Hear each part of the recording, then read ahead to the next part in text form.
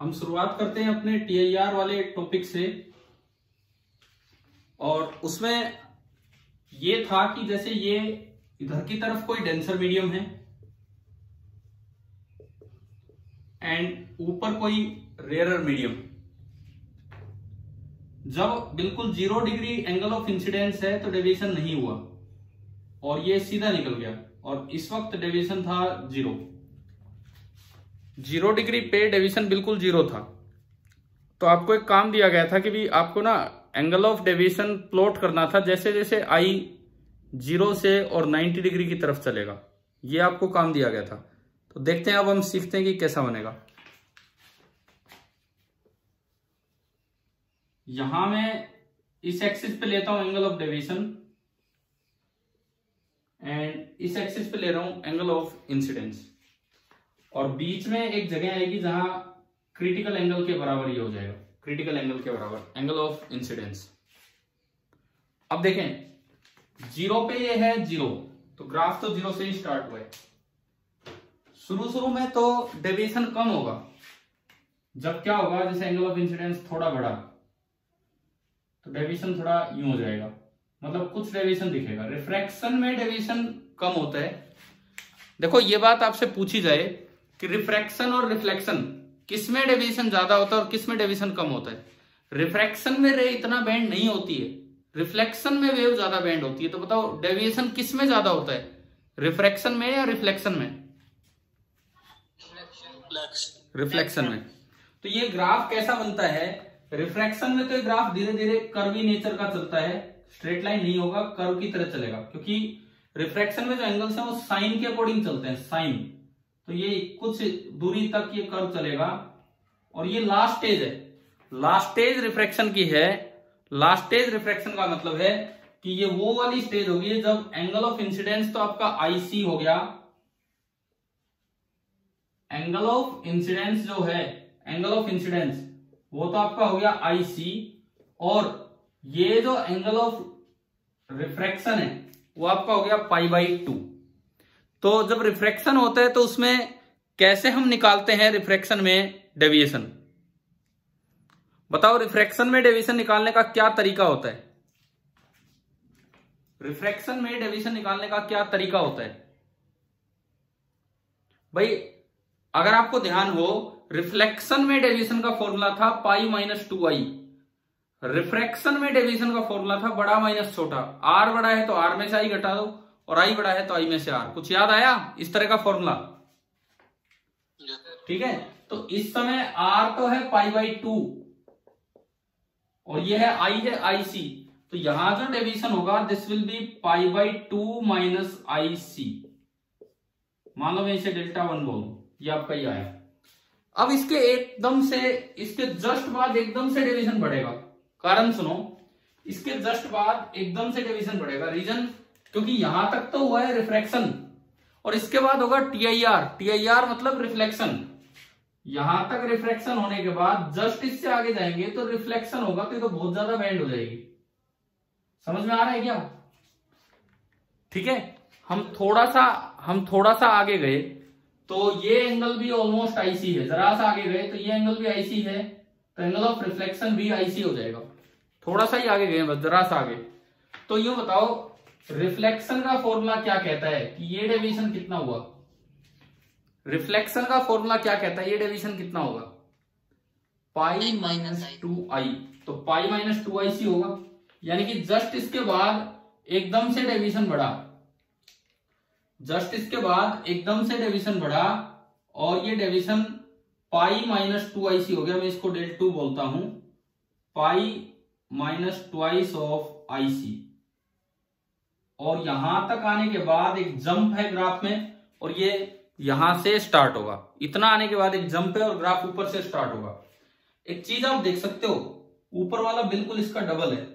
देखो इसको 2 से मल्टीप्लाई करूं तो ये आ रहा है, बताओ आ रहा है? यानी कि क्या हुआ, अभी तक तो डेविएशन धीरे धीरे बढ़ रहा था, जैसे ही TIR स्टार्ट होगा उससे जस्ट पहले और उसके जस्ट बाद एकदम डेविएशन बढ़ा, बिकॉज रिफ्रैक्शन में डेविएशन कम होता है और रिफ्लेक्शन में डेविएशन ज्यादा होता है। तो रिफ्लेक्शन में डेविएशन ज्यादा हुआ तो एकदम से डबल हो गया वो। ये याद रखना, कभी ऐसे कई बार तो ऐसे यार सवाल बन के आ जाते हैं, सीधे ग्राफ नहीं पूछते आपसे, ये पूछ लेते हैं just before and just after, जहां ये स्टार्ट होता है वहां डेविएशन का क्या रेशियो है, तो just before and just after का रेशियो 1:2 इस तरह का है। अच्छा, इसके बाद जो डेविएशन है वो एक स्ट्रेट लाइन में चलेगा, क्योंकि रिफ्लेक्शन में जो डेविएशन होता है वो आई के लीनियर पावर पे डिपेंड करता है। रिफ्लेक्शन में जो डेविएशन होता है, पर रिफ्लेक्शन में डेविएशन होता है पाई माइनस 2i, ये है। आप इसको यूं लिखें, deviation is equal to -2 into I plus some constant pi. क्या हमने कभी ये पढ़ा है y equal to mx plus C, equation of straight line? पढ़ा है ना? तो ये तो y हो गया, ये mx, m, ये x और प्लस सम कांस्टेंट। तो आप बताओ इसकी स्लोप नेगेटिव है, तो अगर आपको ध्यान आए तो स्लोप नेगेटिव वाली स्ट्रेट लाइंस यूं हुआ करती हैं। तो ये आपका एक ग्राफ बन गया। ये होमवर्क मैंने आपको देके छोड़ा था, क्या अभी क्लियर हुआ क्या कैसा ये ग्राफ है? याद रखना भाई, ये ग्राफ इंपॉर्टेंट ग्राफ है ये बिल्कुल, ठीक है। अच्छा, TIR की जो एप्लीकेशंस मैं आपको पढ़ा रहा था, मैंने उस दिन 2-3 एप्लीकेशंस बता दी थी, एक छोटी सी बची थी ऑप्टिकल फाइबर। उसका एक इंट्रोडक्शन दे देता हूं कि भाई ऑप्टिकल फाइबर होता क्या है। उस TIR की एप्लीकेशंस की अगर मैं बात करूं, ऑप्टिकल फाइबर मेडिकल लाइन में भी यूज होने वाली एक चीज है, जिससे डॉक्टर्स हमारी बॉडी के इंटरनल ऑर्गन्स का क्या स्ट्रक्चर है, क्या कुछ गड़बड़ है, पता लगा लेते हैं। ऑप्टिकल फाइबर जस्ट एक ट्यूब होती है, फ्लेक्सिबल सी ट्यूब होती है, एक फ्लेक्सिबल सी ट्यूब होती है, हॉलो ट्यूब नहीं होती है, एक सॉलिड ट्यूब होती है जिसमें कि ट्रांसपेरेंट मटेरियल है लेकिन अंदर वाला मीडियम डेंसर है, और इसके बाहर एक रेयरर मीडियम लगा हुआ है। इस तरह से इसके बाहर एक रेयरर मीडियम लगा हुआ है। अंदर वाले मीडियम को बोल देते हैं कोर, एंड बाहर वाले मीडियम को बोल देते हैं क्लैडिंग, कोर एंड क्लैडिंग। मान लो आपकी जैसे ऑपरेशन वगैरह होना है, डॉक्टर बाहर हैं, और वो एक तो पहले होता था पूरा काट पीट दो बॉडी को, अब क्या होता है जैसे बाईपास सर्जरी सुना है क्या आपने? किसी का हार्ट अटैक आता है या कुछ और आता है, आजकल बाईपास सर्जरी भी तुरंत उसको ठीक कर देती है। नाम सुना है बाईपास सर्जरी? Yes sir. ठीक है, तो उनमें क्या होता है, उनमें पूरा यूं नहीं है कि काट दिया सब कुछ, कहीं पैर के पास एक कट लगाया जाता है, जो मैंने सुना है। अब हमारे घर में तो मैंने देखा नहीं है किसी के हुई हो, तो इस वजह से पता नहीं मुझे, लेकिन जो मैंने सुना है कि पैर के पास एक कट लगाया जाता है और वहां से ऑप्टिकल फाइबर पास की जाती है जो अंदर तक जाती है बॉडी में किसी तरह, और अंदर की इमेजेस डायरेक्ट ऑप्टिकल फाइबर से कंप्यूटर में वो डॉक्टर देख लेता है। मतलब क्या होता है सुनो, जैसे मान लो ये हार्ट है, कैसे बनाओ हार्ट भाई, ये हार्ट है यहाँ आपकी बॉडी का, ठीक है। अब हार्ट से रेत चली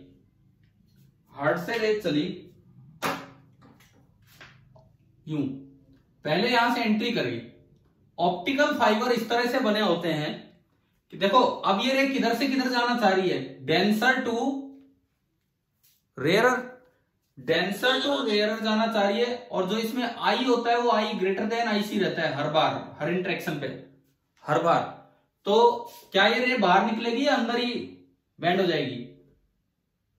अंदर TIR होगा, तो ये रे कहीं से भी बाहर नहीं निकलती है, और ये यूं TIR होता रहता है, और लास्ट में वो कंप्यूटर स्क्रीन पे या जहां भी होगा इस तरह से देखा जाता है। तो ये सब है ऑप्टिकल फाइबर की डिटेल्स, हम बाद में कभी पढ़ेंगे, अभी डिटेल पढ़ने की जरूरत नहीं है, समय भी नहीं है। देखो एक थोड़ी सी लिमिटेशन हमारे पास ये है कि इस बार हम टेस्ट के बहुत करीब पहुंच गए हैं और थोड़ा काम बचा हुआ है, तो अभी आज और कल में एक क्लास में कल भी लगाऊंगा, एक आज लगा रहा हूं जैसे, तो आज और कल में हम जस्ट बेसिक्स को टच करें कि इन केस अगर आप सोचने लायक हो जाएं कि उस पर कोई भी सवाल आए तो ऐसा ना हो कि बिल्कुल अनटच रह जाए, या एनसीईआरटी वाला पार्ट तो अपना एटलीस्ट पूरा करें। तो पहले बताओ क्या TIR सभी को क्लियर हो गया है कि नहीं? Yes sir. ठीक है, हम रिफ्रैक्शन एट प्लेन सरफेस पढ़ रहे थे और उसमें हमने पढ़ लिया है TIR। अब मैं इसके बाद अगली चीज refraction at curved surface, total internal reflection होने के बाद अब है आपका रिफ्रैक्शन एट कर्व्ड सरफेस। अब जो फॉर्मूले आएंगे इन सबके प्रूफ वगैरह 12th क्लास में आएंगे, ट्वेल्थ बोर्ड एग्जाम में इनके प्रूफ ये पूछ भी लिए जाते हैं। अभी हम बस सीखेंगे ये क्या चीज है, कैसे यूज होना है। Refraction at curved surface. Curved surface कैसी भी हो सकती है, यूं भी हो सकती है, मिरर मत बना देना, हम रिफ्रैक्शन देख रहे हैं, ये एक्स एक्सिस, ये पोल वाला पॉइंट, और मान लो कर्वेचर इस तरह की है कि भाई इससे इधर तो मीडियम अलग है जिसका रिफ्रैक्टिव इंडेक्स है n1, और इससे इधर मीडियम अलग है जिसका रिफ्रैक्टिव इंडेक्स है n2। ये मैंने इस तरह का डिस्ट्रीब्यूशन ले दिया। जैसे मान लो इधर पानी भरा है और उधर एयर है, बीच में कोई पॉलिथीन पैक लगा रखा है, इधर पानी भरा उधर एयर है, तो पॉलिथीन से बाहर नहीं निकलेंगी, तो ये आपका होता है इस तरह से। अच्छा, जो भी आपका कर्वेचर है, कहीं तो ये पूरा हो रहा होगा, तो कहीं उसका सेंटर ऑफ कर्वेचर होगा। सेंटर का कोऑर्डिनेट क्या देना है आपको, r। इस पॉइंट को मान लेना है ओरिजिन, सेंटर का कोऑर्डिनेट आपको देना है r। सेंटर का जो कोऑर्डिनेट होगा दैट विल बी r। अब देखिए यूं बताओ, अगर इस तरह की सरफेस है, ऑब्जेक्ट इधर कहीं है, इस तरह की सरफेस है, तो बताओ r नेगेटिव होगा कि r पॉजिटिव होगा? नेगेटिव। माइनस आर मत लिख देना, आर की वैल्यू माइनस पीसी होगी, कभी यही माइनस आर लगा दो, आर की वैल्यू होगी माइनस पीसी। यू ऑब्जेक्ट वो भी इधर रखा हुआ है, तो माइनस पीओ। पहले बताओ यहां तक समझ में आया कि नहीं आया, कैसे लिख रहे हूं?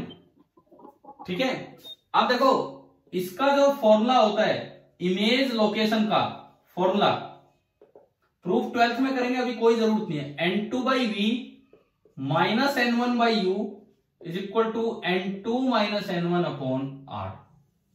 ये इसकी इमेज लोकेशन का फॉर्मूला है।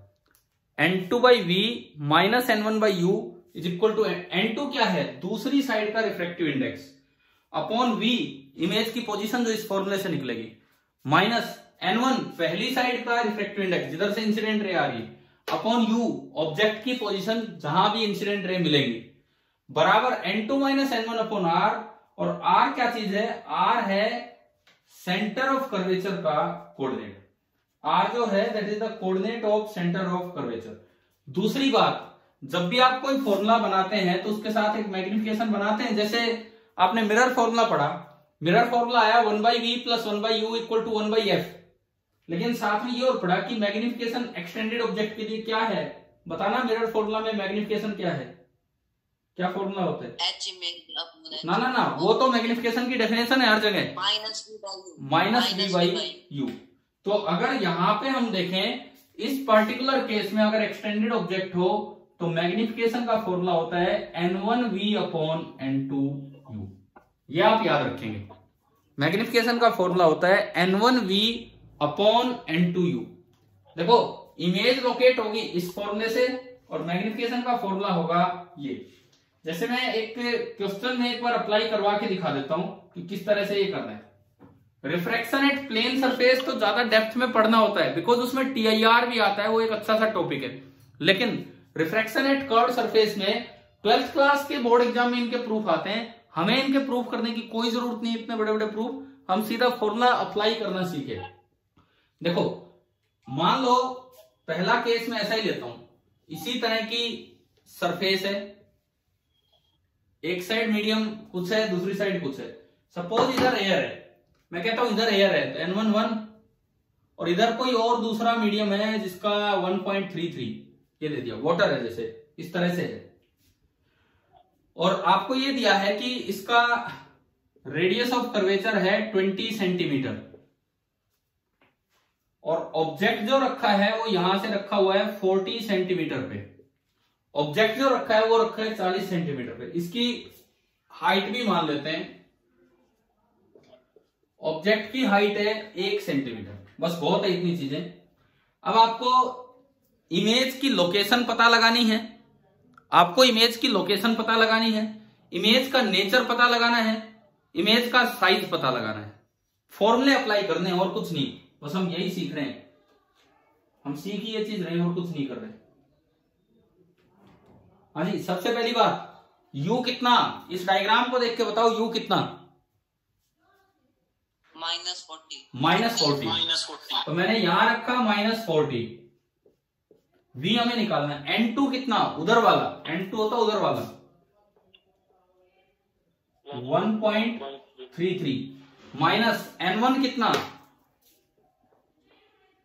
1, N1 1 is equal to N2 minus N1 कितना बचा, N2 माइनस N1 0.33 और R कितना है, R फिलहाल -20। अब फटाफट एक बार इसको सिंप्लीफाई करके बताओ, आपके पास कॉपी पेन होंगे, V कितना आ रहा है।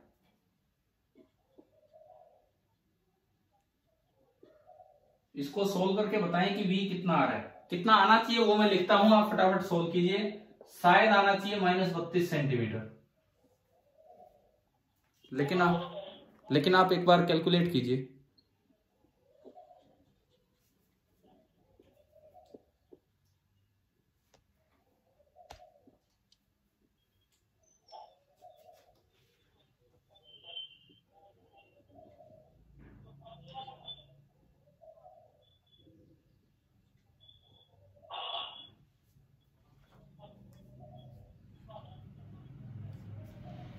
हाँ भाई हो गया।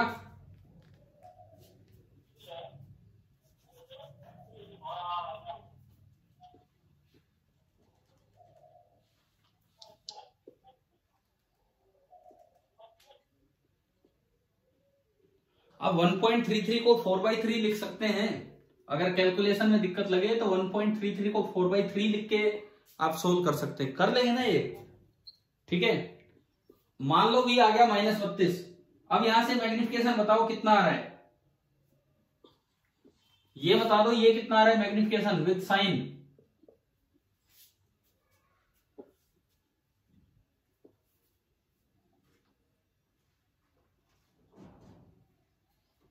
बोलो।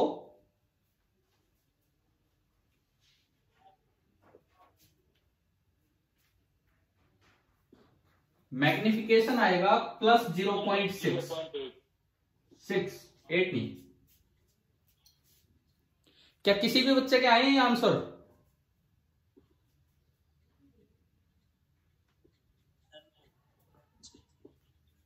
देखो इस N2 को लिख लो 4/3 और उससे सोल्व करोगे तो V आ जाएगा और M ही आ जाएगा। चलिए अब ठीक है, ये आ जाएंगे। अब आप इधर सुने, ये आप कैलकुलेट कर लेंगे। अब बात यह है कि इमेज कहां है। पहली बात, इमेज है कहां, इधर है, इधर कहीं है, 32 सेंटीमीटर इधर है। यूं बताओ इधर है तो रियल इमेज है कि वर्चुअल इमेज है? रियल नहीं है ना, ना ना, ये मिरर नहीं है। अरे मिरर में तो रे टकरा के इधर आ जाती हैं, या मिरर नहीं है, यहाँ तो रे आगे निकल गई, रे आगे निकल गई और इमेज यहां बन रही है। तो क्या रे आगे मिली है असल में? तो ये कैसी इमेज कहलाएगी? वर्चुअल। मिरर से अलग है ये। मिरर में क्या होता है, इधर ही रे आनी होती है, अगर इधर ही इमेज बनी तो रियल और उधर बनी तो वर्चुअल। रिफ्रैक्शन में अलग है, रिफ्रैक्शन में अगर V नेगेटिव आता है तो वर्चुअल इमेज है, और अगर V पॉजिटिव आएगा तो रियल इमेज है। याद हो जाएगी ये बात, ठीक है। अब देखो मैग्निफिकेशन पॉजिटिव आया मतलब इरेक्ट इमेज है, तो इमेज वर्चुअल है, इरेक्ट है। मैग्निफिकेशन 1 से छोटा है तो छोटी इमेज है। और अगर ऑब्जेक्ट का साइज 1 सेंटीमीटर था तो h2/h1 इज 0.6, तो यहां से जो h2 height of image I वो आ गई 0.6 सेंटीमीटर। चलिए अप्लाई कर लेंगे ना आप ये वाला फॉर्मूला, ठीक है। अगर मान लो इसकी बजाय ऐसे दिया होता तो चेंज क्या होता? एक ही चेंज होता बस, R नेगेटिव, R पॉजिटिव। हाँ बाकी सब सेम है, R पॉजिटिव हो जाता, ठीक है।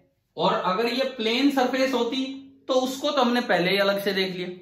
अगर ये प्लेन सरफेस होती तो उसको तो हम पहले ही अलग से देख चुके हैं। h' is equal to h/n relative for near normal incidence, और अगर ऑब्लिक इंसिडेंस हो तो मैंने वो भी आपको करवा दिया था। तो अब ये बताओ रिफ्रैक्शन का ये वाला पार्ट क्लियर हुआ, ठीक है। अब हम इसमें स्टार्ट करते हैं लेंस। लेंस क्या होता है? लेंस एक ऐसा ट्रांसपेरेंट मीडियम है जिसको बांध रखा है दो कर्व्ड सरफेस में, या एक प्लेन और एक कर्व्ड सरफेस में। हम लेंस पढ़ रहे हैं, ये भी एक लेंस है।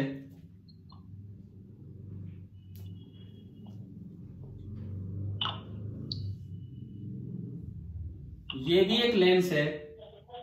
हमारे सिलेबस में पहली बात केवल थिन लेंसेज हैं, थिक लेंस हमें नहीं पढ़ने, इनकी मोटाई निग्लेजिबल है। और ये भी एक लेंस है। एक बार सुनो, मैंने तीनों में क्या चीज कॉमन दी है कि तीनों की बाहर वाली सरफेस एक जैसी है लेकिन अंदर वाली सरफेस अलग अलग है। इधर वाली, इधर से रेज आ रही है, इसमें भी इधर से रे आई और इसमें भी इधर से रे आई। पहले मैं इधर वाली सरफेस देखूं, इधर वाली सरफेस बाहर की तरफ ये निकली हुई है तो दिस इज कॉन्वेक्स सरफेस। फिर इधर आओ, ये भी बाहर की तरफ निकली हुई है तो दिस इज कॉन्वेक्स सरफेस। तीनों ग्राफ में एक चीज, तीनों लेंसेज में एक चीज देखो, क्या आगे निकलने वाली सरफेस तीनों में कॉन्वेक्स है कि नहीं? है ना? जो बाहर की तरफ जहां से रेज निकलनी है तीनों में सरफेस कॉन्वेक्स है। ये कॉन्वेक्स, ये कॉन्वेक्स, ये कॉन्वेक्स। ये एक कैटेगरी के लेंस होते हैं और ये अक्सर रेज को कन्वर्ज करते हैं। इसका नाम होता है, पहली सरफेस इधर देखो कॉन्वेक्स, दूसरी उधर देखो कॉन्वेक्स, तो इसका नाम होता है बाई कॉन्वेक्स लेंस। ये आपका होता है बाई कॉन्वेक्स लेंस। ये पहली सरफेस कॉन्केव दिख रही है, वो बीच में अंदर गई हुई है, और दूसरी सरफेस बाहर निकली हुई है। देखो आपको एक बार इधर से देखना है और एक बार इधर से देखना है। तो इधर से देखते हो तो कॉन्केव और उधर से देखते हो तो कॉन्वेक्स है। तो इस लेंस का नाम होता है कॉन्केवो कॉन्वेक्स लेंस। इसको कॉन्वेक्सो कॉन्वेक्स भी बोल सकते थे। और आखिरी का नाम क्या बनेगा बताओ? Plano convex lens. अक्सर ये वाले लेंसेज कन्वर्जेंट होते हैं, मतलब रेस को कन्वर्ज करने का काम करते हैं। तीन और में लेंस बनाओ जिनमें बाहर वाली सरफेस ऐसी बनाई, बाहर वाली सरफेस कॉन्केव बना दी, अंदर वाली कॉन्केव भी हो सकती है, अंदर वाली कॉन्वेक्स भी हो सकती है और अंदर वाली प्लेन भी हो सकती है। क्या एक जिस तरीके से हम आगे बढ़ रहे हैं क्या समझ में आ रहा है आपको कैसे हम बना रहे हैं? इसका जो नाम बनेगा this is by concave lens, या खाली कॉन्केव लेंस भी बोल देते हैं, ऊपर वाले को खाली कॉन्वेक्स लेंस। इसका नाम बताओ क्या होगा? हाँ, इधर से देखें तो कॉन्वेक्स और उधर से concave, so this is कॉन्वेक्सो concave lens. तीसरे वाले का क्या होगा? Third one plano concave lens. तीसरा जो होगा that is the plano concave lens, ये तीसरा होगा। अब देखिए ऊपर वाली कैटेगरी में जो लेंसेज हैं अक्सर वो कन्वर्जेंट लेंस होते हैं अगर कोई स्पेशल सिचुएशन ना आए तो, और नीचे वाले लेंसेज जो होते हैं अक्सर वो डाइवर्जेंट। अक्सर का मतलब है कि अगर दोनों साइड एयर हो तो, अगर बाहर एयर में रखे हो, कोई और मीडियम हो तो चेंज हो सकता है, एयर में अगर रखे हो मतलब बाहर का मीडियम लेंस के मीडियम से अगर हल्का है, बाहर का मीडियम लेंस के मीडियम से अगर हल्का है तो ये वाले कन्वर्जेंट लेंसेज और ये वाले डाइवर्जेंस। और अगर बाहर का मीडियम लेंस के मीडियम से भारी हो जाता है, डेंस हो जाता है, तो दोनों का रोल इंटरचेंज हो जाता है। ठीक है, ये इनका काम होता है इन लेंसेज का। अब देखते हैं लेंस वाला काम अपना स्टार्ट करते हैं। सबसे पहली बात, लेंस में दो तीन टर्म्स हम पढ़े, लेंस में दो तीन टर्म्स हम पढ़े क्या क्या, कि एक तो ऑप्टिकल सेंटर ऑफ लेंस का क्या मतलब है और एक इसके फोकस का क्या मतलब है। दो फोकस होते हैं लेंस में। देखिए ये कोई भी लेंस है, सपोज ये कोई भी एक लेंस है, ये इसका प्रिंसिपल एक्सिस ऑफ लेंस कैसे बनता है? ये एक कर्व्ड सरफेस है, इसका कहीं सेंटर होगा, उस सेंटर का रेडियस बोलते हैं R1, कोऑर्डिनेट। फिर ये एक कर्व्ड सरफेस है बाद वाली, इसका कहीं सेंटर होगा, उस सेंटर का रेडियस बोलते हैं कोऑर्डिनेट R2। ये ओरिजिन होता है, ओरिजिन, इस ओरिजिन को बोलते हैं ऑप्टिकल सेंटर। ये जो बीच में ओरिजिन है इसको बोलते हैं ऑप्टिकल सेंटर। आप बताओ इस ग्राफ में, सॉरी इस डायग्राम में R1 पॉजिटिव है कि नेगेटिव?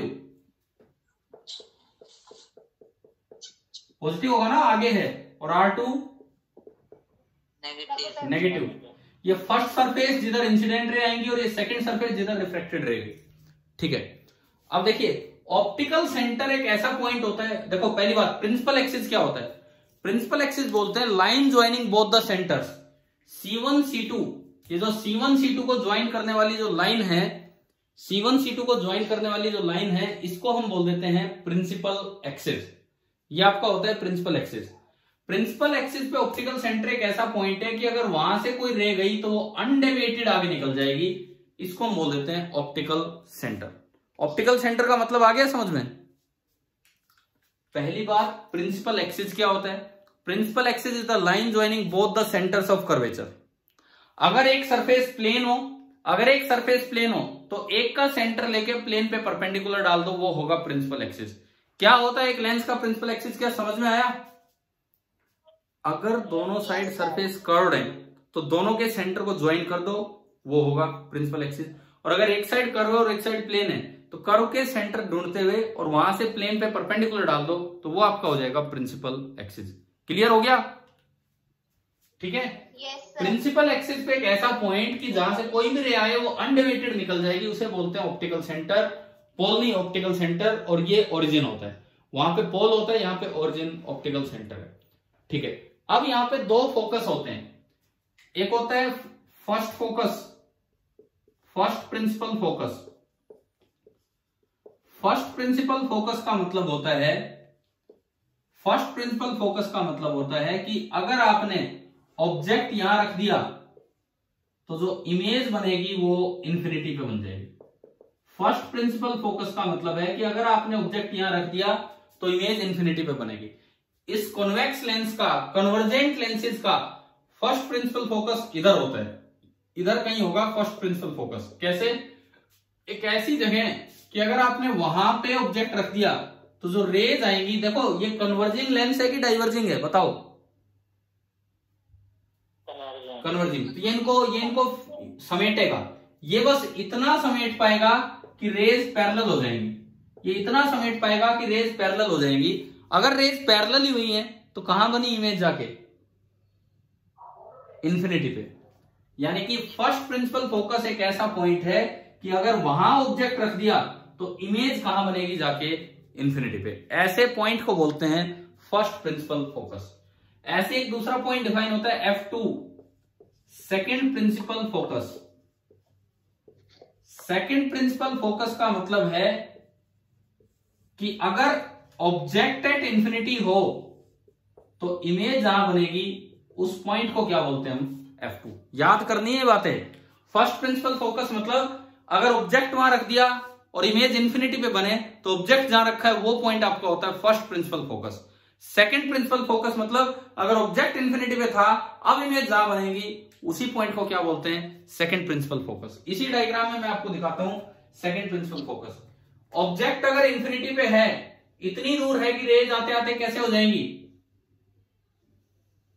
पैरेलल आएंगी। ठीक है। ऑब्जेक्ट इतनी दूर है कि रेज पैरेलल आएंगी। ऑब्जेक्ट अगर इंफिनिटी पे है तो इतनी दूर है कि रेज पैरेलल आएंगी। अब ये कौन सा लेंस है, कन्वर्जेंट की डाइवर्जेंट? तो ये इनको कन्वर्ज करा देगा।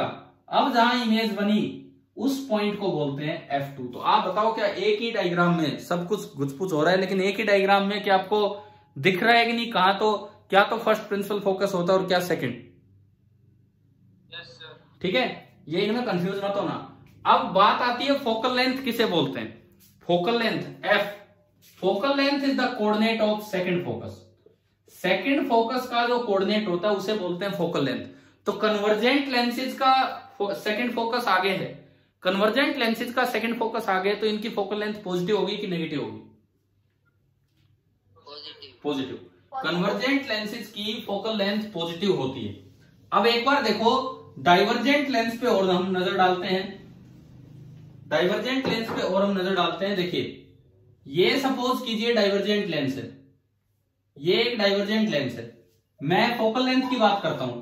फोकल लेंथ होता है सेकंड प्रिंसिपल फोकस का कोऑर्डिनेट। सेकंड प्रिंसिपल फोकस का मतलब है कि अगर ऑब्जेक्ट इंफिनिटी पे हो, मतलब रेज पैरेलल आए, अगर ऑब्जेक्ट इंफिनिटी पे हो तो जहां इमेज बनेगी वो सेकंड फोकस है, जहां इमेज बनेगी वो सेकंड फोकस है। अब यूं बताओ, ये डाइवर्जेंट है तो इसका तो काम होगा रेज को फैलाना।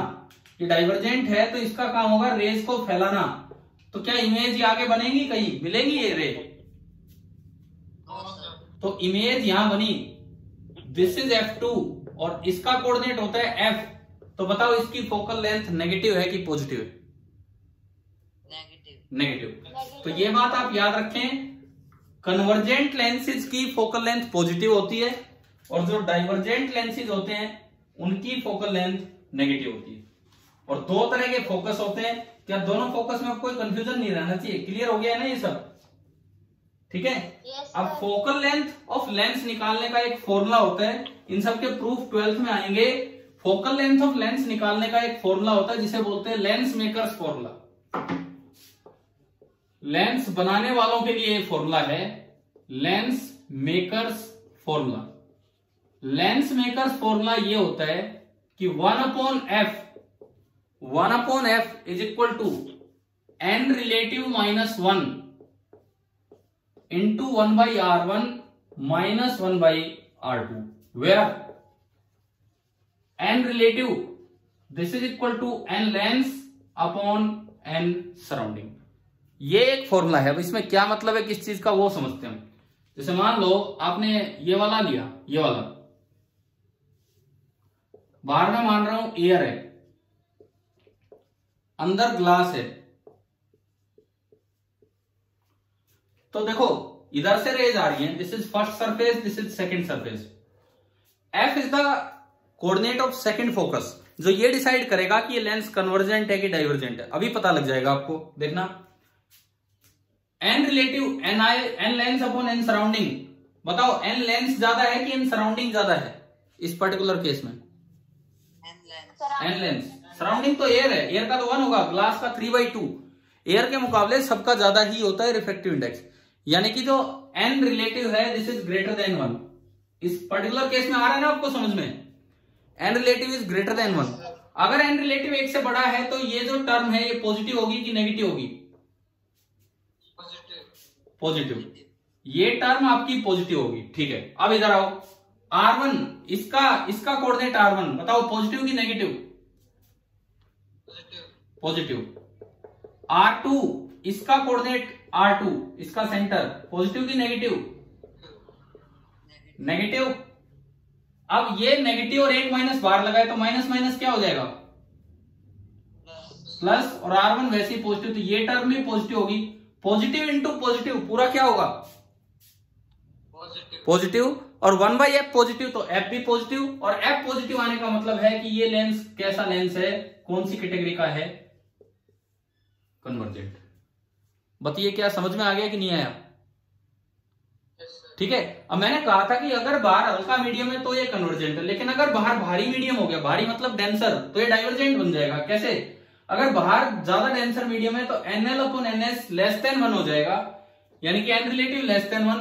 तो ये एक घटाओगे तो ये टर्म नेगेटिव आ जाएगी, और पॉजिटिव इंटू नेगेटिव नेगेटिव, और 1/f नेगेटिव तो f भी नेगेटिव, तो इस वजह से ये आपका दूसरी कैटेगरी में चला जाएगा। क्या क्लियर हो गया?